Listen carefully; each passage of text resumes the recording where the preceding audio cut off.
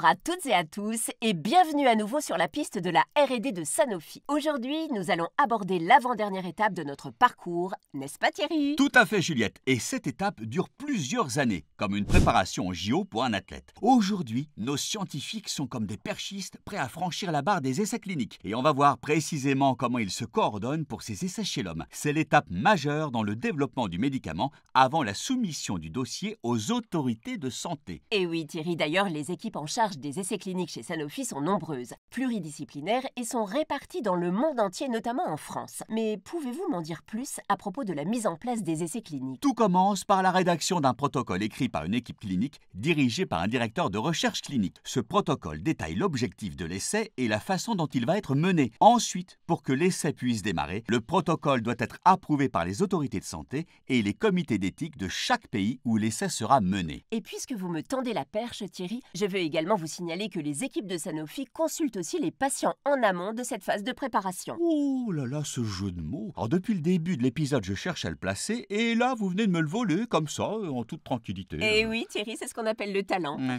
Mais revenons à notre sujet. Les équipes de Sanofi donnent en effet une place centrale à la vie des patients. Ils sont consultés très tôt dans l'élaboration du protocole pour évaluer la faisabilité et la complexité de l'essai. Le but est d'adapter au mieux le protocole aux contraintes des patients. Les équipes Sanofi les écoutent comme un athlète cherchant à perfectionner sa technique avant de tenter un saut à près de 6 mètres. En effet, Juliette.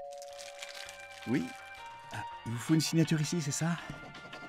Voilà, c'est fait. Merci monsieur, merci, bonne journée à vous. Oh mais Thierry, nous sommes à l'antenne. C'est pas le moment pour vous de vous faire livrer vos colis. Détrompez-vous, Juliette. Dans ces essais cliniques, Sanofi propose le dispositif Direct to Patient. Ce dispositif permet d'envoyer les médicaments d'étude directement chez les patients via des partenaires qualifiés. Le médicament peut alors être administré aux patients à leur domicile, ce qui est très appréciable pour ceux qui habitent loin des hôpitaux participant à l'étude ou qui ont des difficultés pour se déplacer. Le Direct to Patient est une belle innovation qui simplifie la vie des patients dans les études cliniques. Et saviez-vous que c'est le site de Montpellier qui assure le conditionnement et la distribution des médicaments d'études cliniques de Sanofi dans le monde entier? Tout à fait, Juliette. Et ce n'est pas tout. D'autres transformations sont mises en place, telles que la télémédecine ou de nouvelles approches statistiques pour réduire le nombre de patients exposés aux médicaments d'investigation clinique. Mais, vous savez, nos chercheurs ont encore un gros défi à relever, même à ce stade du développement d'un médicament. Lequel? Celui de conduire les essais cliniques. Cela nécessite de recruter des milliers de patients volontaires, que nous remercions au passage, puis de collecter et analyser toutes les données nécessaires